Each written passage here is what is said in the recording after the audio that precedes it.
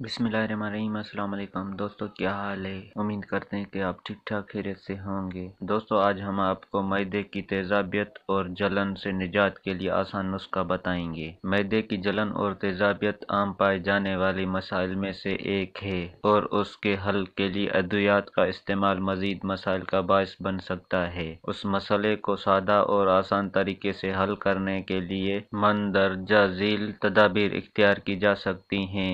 एक मसले की जड़ को पकड़ें। सबसे पहले तो ये मालूम करें कि आपको किन किन ग़िज़ाओं की वजह से जलन और तेजाबियत का सामना करना पड़ता है। आम तौर पर मसालादार ग़िज़ाएं, तरशादा फल, चाय, कॉफ़ी और चिकनाई वाली ग़िज़ाएं इस मसले का सबब बनती हैं। पनीर और तली हुई अशिया से परहेज करें और कम चर्बी वाला गोश्त और फल सब्जियां इस्तेमाल करें।